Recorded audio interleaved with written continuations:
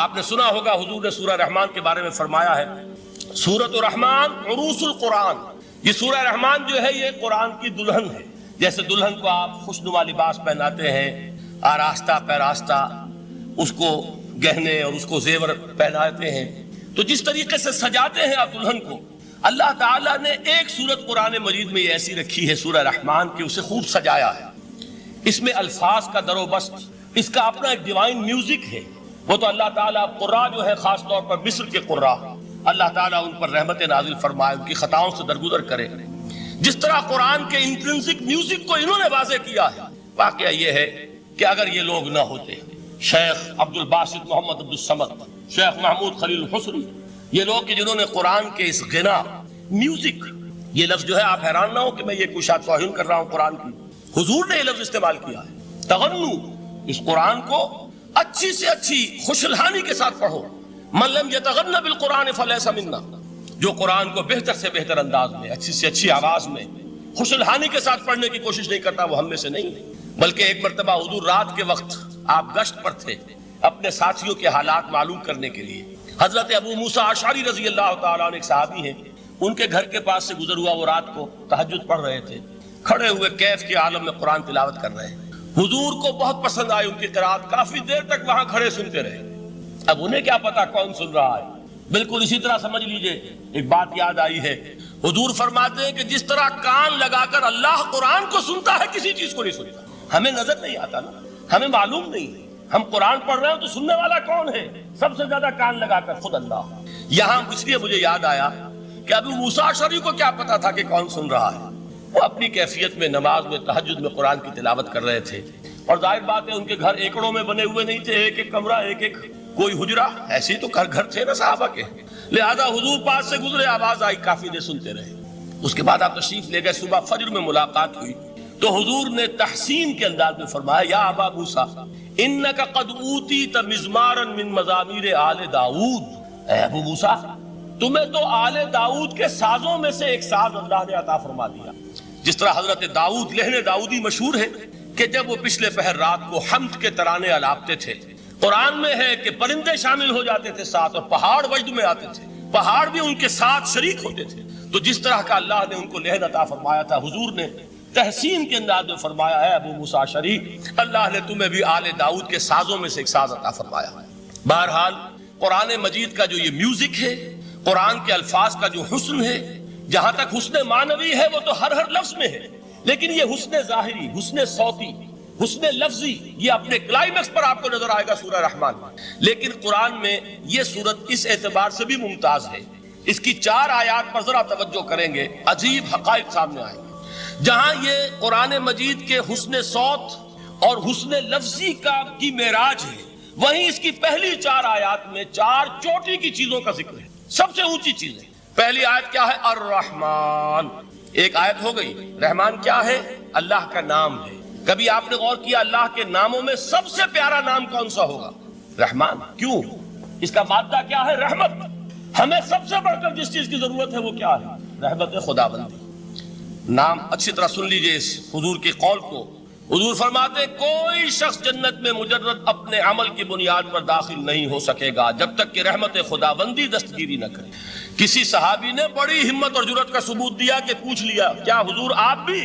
جب آپ نے فرمایا کوئی شخص داخل نہیں ہو سکتا جنت میں محض اپنے عمل کی بنیاد پر جب تک کہ رحمت خداوندی جو ہے وہ دستگیری نہ فرمائے. پوچھا گیا کیا آپ بھی؟ آپ نے فرمایا ہاں میں بھی. آپ انداز کیجئے کہ اگر محمد الرسول اللہ بھی رحمت خداوندی کے ضرورت مند ہوں تو تاب دیگراں چے رسد، ہماری تو سب سے بڑی ضرورت رحمت خداوندی. اب یہ رحمت جو ہے قرآن مجید میں اللہ تعالیٰ کی یہ شان 2 الفاظ کے ذریعے سے آتی ہے، رحیم اور رحمان. اور کوئی مادہ نہیں ہے جس سے 2 نام بنتے ہوں اللہ کا، لیکن یہ مادہ ہے واحد رحمت کا کہ جس سے رحمان بھی ہے رحیم بھی ہے. رحیم صفت مشبہ ہے، رحمت دائم ہو جائے گی، مستقل ہوگی تو رحیم کہیں گے. اور رحمان، اس میں رحمت کی ہے وہ شان ہے کہ جیسے ٹھاٹھے مارتا ہوا سمندر ہو، ہیجان کی کیفیت، طوفانی کیفیت. رحمت خداوندی کا طوفانی جوش وہ ہے رحمان. آپ تو رہتے اس علاقے میں ہیں، آپ کو معلوم ہے عرب اگر بھوکا مرا جا رہا ہو تو کیا کہے گا؟ انا جوعان. پیاسا مرا جا رہا ہو انا عطشان. بہت غضبناک ہوگا غضبان. غضبان آصفہ قرآن میں آیا، بہت غضبناک. رحمان جس کی رحمت جو ہے جوش میں ہے، ٹھاٹھے مارتے ہوئے سمندر کے مالک۔ تو یہ اللہ تعالیٰ کے ناموں میں سب سے پیارا نام۔ اب آگے چلیے، الرحمن علم القرآن، رحمان نے قرآن سکھایا۔ رحمت خداوندی کا سب سے بڑا مظہر، رحمان کی رحمانیت کا سب سے بڑا مظہر قرآن ہے۔ ان میں جو منطقی ربط ہے اس کو سمجھتے جائیے۔ اچھا آپ یہ سوچئے، جو علم بھی انسان کو حاصل ہوا وہ کس نے دیا؟ اللہ نے۔ سائنس کا علم کس نے دیا؟ اللہ نے۔ علم آدم الاسماء کلھا، وہ علم الاسماء جو حضرت آدم کو دے دیا گیا تھا ازل میں، یہ اسی کا ظہور ہے، یہ اسی کی ایکسفولیشن ہے جو ہو رہی ہے اور ہوتی رہے گی ابھی۔ اور جو دوسرے علم ہے وہ کس نے دی؟ اللہ نے دی۔ لا یحیطون بشیء من علمہ الا بما شاء، مخلوق میں سے کوئی اللہ کے علم میں سے کسی شے کا احاطہ نہیں کر سکتا مگر وہ جتنا اللہ دینا چاہے۔ لیکن یہ کہ تمام علوم میں چوٹی کا علم قرآن، نوٹ کرتے جائیے، چوٹی کی چیزیں جمع کیجیے۔ اللہ کے ناموں میں چوٹی کا نام رحمان، اللہ نے جو کچھ انسان کو سکھایا اس میں چوٹی کا علم قرآن۔ خلق الانسان، انسان کو پیدا فرمایا۔ سوال یہ کہ حیوانات کو کس نے پیدا فرمایا؟ آسمان کس نے پیدا کی؟ زمین کس نے پیدا کی؟ میرا مالک اللہ، میرا رازق اللہ، میرا محافظ اللہ، میرا مددگار اللہ، میرا پشت پناہ اللہ، میرا دوست اللہ۔ یہ دوستی ہے اللہ کی جو لب لباب ہے، حاصل ہے ایمان کا، اسی کا نام ولایت ہے۔ اولیاء اللہ کے سروں پر سینگ نہیں ہوتے، جس کے دل میں ایمان راسخ ہو چکا ہو وہی اللہ کا ولی ہے، جسے اللہ پر یقین ہو چکا ہے وہی اللہ کا ولی ہے، جسے یقین ہے اللہ میرے ساتھ ہے، میرا مددگار، میرا پشت پناہ، میرا ساتھی، میرا دوست، میرا محبوب، میرا محب۔ اللہ اہل ایمان سے محبت کرتا ہے۔ واللہ یحب الصادقین، ان اللہ یحب الذین یقاتلون فی سبیلہ صفا کانہم بنیان مرصوص۔ اللہ محبت کرنے والا، اہل ایمان محبوب، اور اہل ایمان محبت کرنے والے اللہ محبوب۔ والذین آمنوا اشد حبا للہ۔ آپ تصور کیجئے جسے یہ رشتہ ایمان یا رشتہ ولایت حاصل ہو جائے، الا ان اولیاء اللہ لا خوف علیہم ولا هم یحزنون، آگاہ ہو جاؤ اللہ کے دوستوں کے لیے نہ کوئی خوف ہے نہ کوئی حزن ہے۔ اور میں بیان کر چکا تھا، خوف اور حزن کے خاتمے ہی کا نام امن ہے۔ زوال خوف، زوال حزن۔ یہ خوف اور حزن کیوں آتے ہیں بار بار؟ اللہ تخافوا ولا تحزنوا، دونوں آ گئے۔ الا ان اولیاء اللہ لا خوف علیہم ولا هم یحزنون، پھر وہی دو۔ وہ کیوں ہے؟ خوف ہوتا ہے کسی مستقبل کی بات کا، یہ نہ ہو جائے، وہ نہ ہو جائے، یہ نقصان نہ پہنچ جائے، یہ تکلیف نہ ہو، یہ غضب نہ آ جائے، خوف ہے مستقبل سے۔ حزن ہے یہ کیوں ہوا، یہ نہیں ہونا چاہیے تھا، یہ میرا فلاں چیز میرے ہاتھ سے جاتی رہی ہے، فلاں موقع نکل گیا، اب بیٹھے ہوئے ہیں اندر ہی اندر کڑ رہے ہیں، صدمہ ہے اور رنج ہے۔ اور جو اللہ پر ایمان رکھتا ہے وہ جانتا ہے ما اصاب من مصیبت فی الارض ولا فی انفسکم الا فی کتاب من قبل ان نبرأها ان ذلک علی اللہ یسیر لکی لا تعصوا علی ما فاتکم ولا تفرحوا بما آتاکم واللہ لا يحب کل مختال فخور۔ اس زمین میں یا تمہاری جانوں میں کوئی تکلیف، کوئی مصیبت نہیں آ سکتی سوائے اس کے کہ جو اللہ نے لکھ دی ہو، اس سے پہلے کہ وہ ظاہر ہو۔ جس کو یہ حقیقت معلوم ہو گئی اس کو یہ طرز عمل اختیار کرنا چاہیے، جو چیز چھن جائے، جاتی رہے، چھوٹ جائے، اس پر افسوس نہ کرو۔ کس نے چھینی؟ دوست نے۔ دوست کے فیصلے پر شکایت، دوستی کو بٹا لگا رہے ہو، سرے تسلیم خم ہے جو مزاج یار میں آئے۔ اگر دوستی ہے تو پھر تو تمہیں گردن جھکانی چاہیے کہ ہر چہ ساقی ماریخت عین الطاف، جو بھی میرا ساقی میرے پیالے میں ڈال دے اس کا کرم ہے، جو اس کی طرف سے آئے اس پر کوئی رنج نہیں، کوئی صدمہ نہیں، کوئی غم نہیں، کوئی شکایت نہیں، کوئی شکوہ نہیں، اور جو ہوگا وہ اس کے اذن کے بغیر نہیں ہوگا، اور اس کا اذن ہوگا تو یقیناً میرے لیے خیر ہی خیر ہے، چاہے وہ ناگوار شے ہو، بظاہر مجھے اچھی نہ لگ رہی ہو، میری شارٹ سائٹڈنس میں مجھے وہ نظر آ رہی ہے کہ میرے لیے بری ہے، لیکن قرآن نے کہا ہے عسیٰ ان تکرہوا شیئا وہو خیر لکم وعسیٰ ان تحبوا شیئا وہو شر لکم واللہ یعلم وانتم لا تعلمون۔ ہو سکتا ہے تم کسی چیز کو ناپسند کرو، دراحال ہے کہ اسی میں تمہارا خیر ہو، اور ہو سکتا ہے تم کسی چیز کو پسند کرو، دراحال ہے کہ اس میں تمہارا شر ہو۔ اللہ جانتا ہے، تم نہیں جانتے۔ جب مجھے یہ بات معلوم ہو گئی میں نے اپنا معاملہ اللہ کے حوالے کیا۔ سپردم بے تو مایہ خیش را تو دانی حساب کم و بیشرا، اے رب جو تو چاہتا ہے وہ ہو، تیرے علم میں جو شے میرے لیے خیر ہے وہ ہو جائے، میری کوئی پسند نہیں، میری کوئی چاہت نہیں، یہ ہے راضی برضائے رب۔ اکبر الہ آبادی نے اسے کہا ہے رضائے حق پہ راضی رہ، یہ حرف آرزو کیسا، خدا خالق، خدا مالک، خدا کا حکم تو کیسا۔ صبر کی ایک تقسیم ہے جو علماء نے، تین بنیادی قسم کے صبر۔ الصبر علی الطاعہ، اطاعت پر صبر کر، حکم ہے روزہ رکھو، روزہ رکھنا ہے، چاہے پیاس سے حلق میں کانٹے پڑ رہے ہو، مئی اور جون کا روزہ ہو، یہ جو ہے صبر علی الطاعہ ہے، اطاعت پر۔ اللہ آپ کہیں گے ہوئے سوات کا غان، صبح کا وقت ہے اور آپ کو وضو کرنی ہے، پانی موجود ہے لیکن یخ ہے، ہاتھ لگانے سے بھی انسان خوف کھاتا ہے، اتنا یخ ہے، لیکن جب پانی ہے تو وضو تو کرنا ہوگا، صبر کرنا پڑے گا۔ یہ صبر علی الطاعہ کی ایک مثال ہے کہ اطاعت جو ہے اس کے لیے صبر کرنا، جھیلنا، اس کی سختی کو برداشت کرنا، اس میں جو تکلیف ہو، اللہ یہ کہ انسان بیمار ہو اور اندیشہ ہو کہ اتنے ٹھنڈے پانی کے استعمال کرنے سے جان جانے کا اندیشہ ہو، وہ بات دوسری ہو، لیکن ایک آدمی صحت مند ہے، کوئی ایسا عذر نہیں ہے، کوئی بیماری نہیں، تو اسے بہرحال وضو کرنا پڑے گا، اس لیے کہ وضو جو تیمم کی شرط ہے کہ پانی موجود نہ ہو، وہ شرط یہاں پوری نہیں ہے، پانی تو اویلیبل۔ تو صبر علی الطاعہ، اطاعت پر صبر، تمام احکام جو ہے شریعت کا ان پر عمل کرنا۔ اب صبح کا وقت ہے، ابھی آپ کو بڑی بسا اوقات ہوتا ہے، آپ کا بھی تجربہ ہوگا، کوئی مریض ساری رات کراہتا رہا ہو، فجر کے قریب آ کر کچھ ہو جاتا ہے، سو جاتا ہے، یہ بڑی ٹھنڈی جو ہے وہ نیند ہو صبح کی۔ اسی لیے اقبال کو جواب شکوہ میں جو اللہ تعالیٰ نے فرمایا تھا، کس قدر تم پہ گراں صبح کی بیداری، ہم سے کب پیار ہے، ہاں نیند تم، صبح کا اٹھنا تو تم پر بہت بھاری۔ یہ صبر علی الطاعہ، صبر علی الطاعہ ہوگا کہ کچھ بھی ہے، بہرحال فجر ہو گیا ہے، اٹھنا ہے، لازماً اٹھنا۔ یہ ٹھنڈی ٹھنڈی جو ہوا چلی، ایک سخت گرمی کا موسم ہو، حبس میں رات گزری ہو، صبح کے وقت کوئی نسیم سحری تھوڑی سی چلے گی اور ایسی لوریاں دے گی، ایسی تھپکیاں دے گی کہ آدمی جو ہے وہ چاہے گا کہ بس میں اب آرام کروں، اٹھنا ہے، نماز کا نماز فرض ہے۔ تو الصبر علی الطاعہ۔ دوسرا صبر ہے الصبر عن المعصیہ، معصیت سے رک جانا صبر۔ کوئی لذت ہے کام و دہن کی لیکن ہے ممنوع، غلط ہے، حرام شے ہے، لہذا رکنا، یہ ہے صبر عن المعصیہ، وہ ہے صبر علی الاطاعہ، اور یہاں آئے گا عن الصبر عن المعصیہ، معصیت سے اپنے آپ کو روکنا، بچانا، ٹیمپٹیشنز کتنی بھی ہوں، کتنا بھی جو ہے اس کے لیے آپ کے نفس کی طرف سے تقاضا ہو رہا ہو، کتنا ہی اندر سے وہ جذبہ ابھر رہا ہو، روکنا، تھامنا، بند لگا دینا آگے۔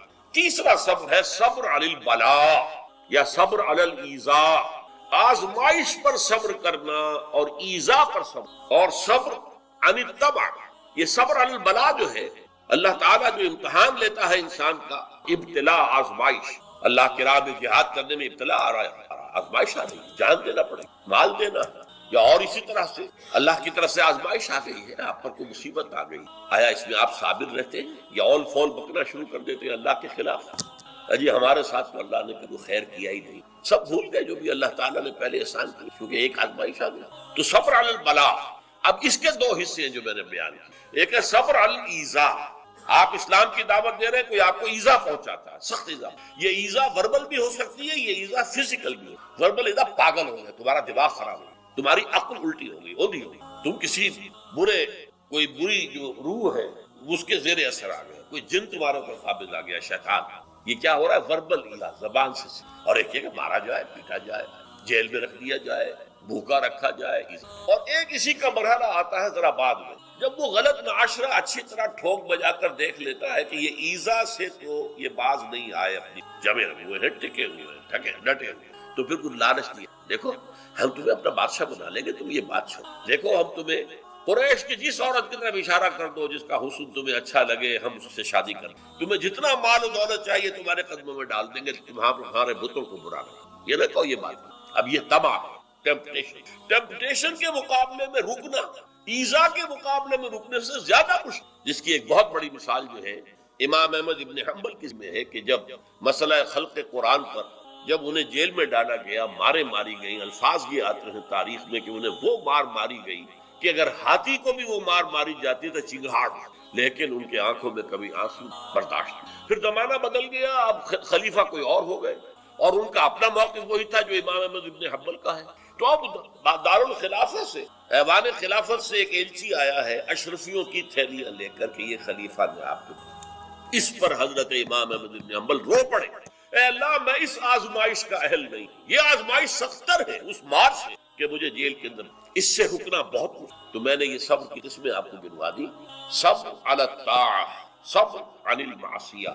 نمبر 3 صبر علی البلاء علی الابتلاء، اس کی 2 قسمیں.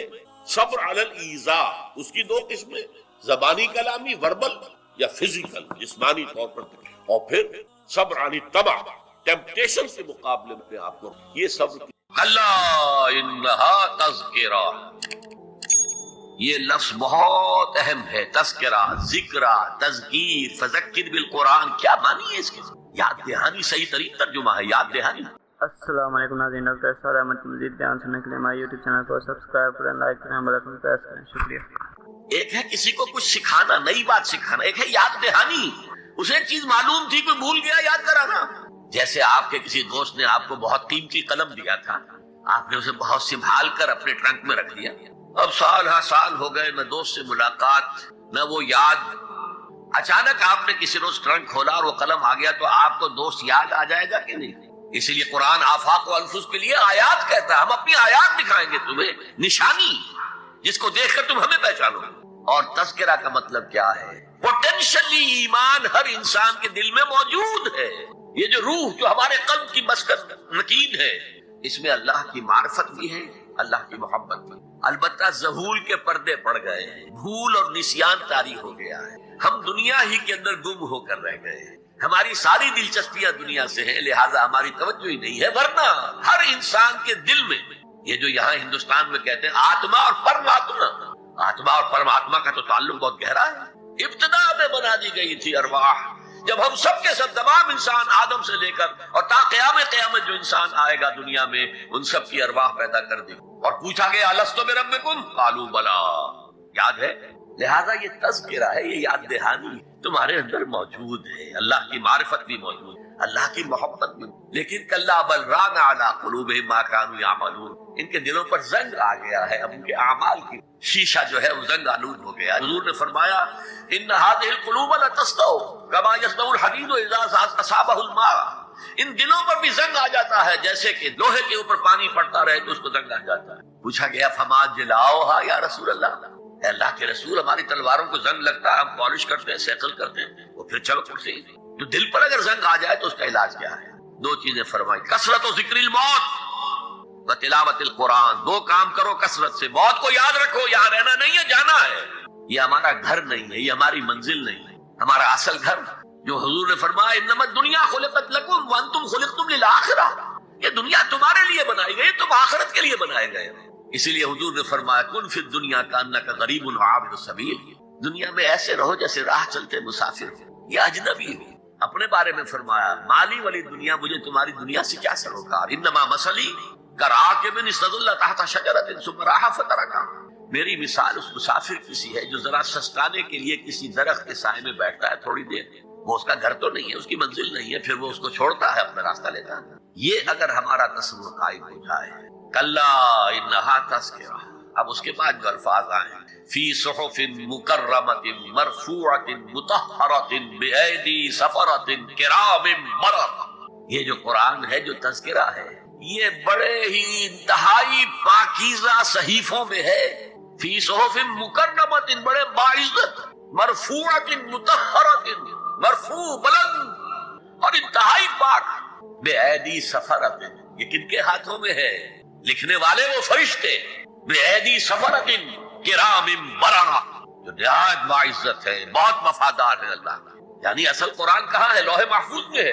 اصل قرآن کہاں ہے؟ ابھی اگلی اب جو پڑھیں گے ہم، کتاب مکنون، چھپی ہوئی کتاب کے اندر ہے. اصل قرآن کہاں ہے؟ وَإِنَّهَا لَفِي أُمِّ الْكِتَابِ لَدَيْنَا لَعَلِيٌّ عَظِيمٌ. یہ تو اس ام الکتاب میں جو ہمارے پاس ہے، بہت بلند ہے اور بہت عظمت والا ہے. جو لوگ اللہ پر ایمان لائیں، کہیں کہ ہمارا رب اللہ ہے، پھر اس پر جم جائیں. ان پر فرشتوں کا نزول ہوتا ہے. نہ کوئی غم کرو نہ خوف، خوشیاں مناؤ جنت کی جس کا تم سے وعدہ کیا گیا تھا. اللہ کی ربوبیت پر اطمینان جب انسان کو ہو جاتا، میرا رب اللہ ہے، ربی اللہ، इंसान के लिए न कोई खटका, न कोई खतरा, न कोई खौफ, न कोई हुजूर। जो कुछ हो रहा है किसके इज़्न से हो रहा है? अल्लाह के इज़्न से। अल्लाह के इज़्न के बगैर पत्ता तक नहीं हिलता। ये कोई अंधा बहरा मादा नहीं है जिससे मुझे कोई खौफ हो। अंधा भैंसा चला रहा हो उससे तो डरने का हर इंसान को डरना चाहिए, न मालूम किसको टक्कर मार दे। लेकिन नहीं, इस कायनात को चलाने वाला एक समीउ बसीर खुदा है। वो जो मेरा दोस्त है, मेरा वली है। अल्लाह वलियुल लज़ीना आमनू युखरिजुहुम मिनज़-ज़ुलुमाति इलन-नूर। अल्लाह अहले ईमान का वली है, साथी है, पुष्टपनाह है, मददगार है, हिमायती है। बताइए, जिसे यकीन हो जाए कि अल्लाह मेरा मददगार, अल्लाह मेरा मुहाफिज, अल्लाह मेरा पुष्टपनाह, अल्लाह मेरा हिमायती, उसके लिए कोई खौफ होगा? उससे कोई डर होगा? मैं मिसाल दिया करता हूँ एक बहुत सादा, पंजाब के देहात की। तो बड़ा चौधरी है और कोई गरीब किसान है। उस गरीब किसान के जानवरों को हर वक्त अंदेशा होगा चोरी का। कोई मेरी भैंस खोल कर न ले जाए, कोई मेरा बैल खोल कर न ले जाए। लेकिन जिसके बारे में ये सबको मालूम हो कि वो जो बड़ा चौधरी है वो इसका दोस्त है, उसकी बच्चिया को कोई खौफ होगा? उसकी भैंस पर कोई हाथ डालेगा? उसे कोई अंदेशा होगा? नहीं। क्यों? कि वो बड़ा चौधरी, बड़ा इसका यहाँ का सरदार, जागीरदार, सबको मालूम है वो मेरा दोस्त है, कोई मेरे खिलाफ इक़दाम नहीं कर सकता। इस दुनिया में ये छोटी सी बात अगर आपके दिली इत्मीनान और सुकून का बाइस बन सकती है तो जरा तसव्वुर कीजिए। मैं लफ्ज़ तसव्वुर इस्तेमाल करूंगा सिर्फ इसलिए कि इसका हम जिसको कहते हैं इदराक और शऊर कर नहीं सकते, अगर के साथ कर सकते। अगर यकीन हो कि अल्लाह मेरा मददगार और यकीन हो कि अल्लाह हर आन मेरे साथ है, फिर कोई खौफ? किसका खौफ? कोई शय अल्लाह से बालातर है? कोई कुव्वत उससे ज्यादा ताकतवर है? कोई उसके इरादे को बदलने वाला है? कोई उसकी मशीयत के आड़े आने वाला है? यही बात है जो हुजूर ने फरमाई। ये ईमान का हासिल है लुब्बे लुबाब कि देखो, अच्छी तरह इस बात को ज़हन नशीन कर लो। अगर तमाम इंसान मिलकर तुम्हें कोई नुकसान पहुंचाना चाहे, नहीं पहुंचा सकते, मगर जो कुछ अल्लाह ने लिख दिया हो। और तमाम इंसान मिलकर तुम्हें कोई नफा पहुंचाना चाहे, नहीं पहुंचा सकते, मगर वो शय जो अल्लाह ने तय कर दी। आप फिर मैं कहूंगा जरा तारीफ कीजिए, इसे फर्ज कीजिए, इसे सोचिए। अगर इस हदीस पर हमारा दिल ठुका हुआ हो तो किसी से डर होगा? ये मुझे नुकसान ना पहुंचा दे, ये मेरी रिपोर्ट खराब ना कर दे, ये मेरी इंक्रीमेंट ना रुकवा दे, ये मेरा ये ना बिगाड़ दे, ये मेरे ये नुकसान ना पहुंचा दे। इसका डर, उसका डर, इसका खौफ, उसकी खुशामद, उसके लिए जाकर तरह तरह से अपनी इज्जत नफ्स को जलील करवाना उसके सामने। ये सब कुछ क्यों करता है इंसान? जब समझता है कि इसके हाथ में मेरा कोई नफा है, इसके हाथ में मेरे लिए कोई जरर है, ये मुझे कोई गजन पहुंचा सकता है, ये मुझे कोई नुकसान पहुंचा सकता है, ये मेरे कोई काम बना सकता है, ये मेरी कोई जरूरत पूरी कर सकता है। इसी का नाम शिर्क है। जहां आपने ये समझा कि गैरुल्लाह के अंदर कोई ताकत मौजूद है, वही शिर्क है। बुतों से तुझको उम्मीद है, खुदा से नौमीदी, मुझे बता तो सही और काफरी क्या है? शिर्क तो ये भी जिस पर भी तुम्हें ये ख्याल है कलमा है, ये कलमा सोम, ला हौला वला कुव्वता इल्ला बिल्लाह। जरा इस पर दिल को कभी अगर आप तसव्वुर करें, फिर फर्ज करें, दिल ठुक जाए इस पर, कोई ताकत नहीं। यही बात थी जो शेख अब्दुल कादिर जिलानी रहमतुल्लाह अलैह ने अपनी वसीयत में अपने बच्चे से कही। 11वीं देने वाले हैं, लेकिन हजरत शेख अब्दुल कादिर जिलानी की वसीयत और तालीमात को कितने लोग नहीं जानते हैं? ये जिन मकामात तक पहुंचे हैं वो किस चीज की बदौलत पहुंचे? उन्होंने जो पैगाम दिया वो क्या था? ऐ मेरे बच्चे, जिस तरीके से कुरान मजीद में हजरत लुकमान की नसीहतें जो है नकल कर दी गई हैं, मैं ये अर्ज करूंगा बिलफर्ज अगर कुरान हजरत अब्दुल कादिर जिलानी के बाद नाजिल हुआ होता तो शेख अब्दुल कादिर की ये नसीहतें भी कुरान में दर्ज होती। इतनी ऊंची नसीहतें हैं। ऐ मेरे बच्चे, इस हकीकत को ज़हन नशीन कर ले, ला फाइला फिल हकीकत वला मुअस्सिरा इल्लल्लाह। इस कायनात में न कोई फाइल हकीकी है, न मुअस्सिर हकीकी है सिवाय अल्लाह। किसी शय में कोई तासीर नहीं अगर अल्लाह न चाहे। आग जला नहीं सकती अगर अल्लाह न चाहे, पानी डबो नहीं सकता अगर अल्लाह न चाहे, जहर हलाक नहीं कर सकता अगर अल्लाह न चाहे, कोई चीज फायदा नहीं पहुंचा सकती अगर अल्लाह न चाहे। तो दर दर पे क्यों सर झुकाते हो? दर दर पर क्यों जबीसाई करते हो? सबके सामने क्यों हाथ फैलाते हो?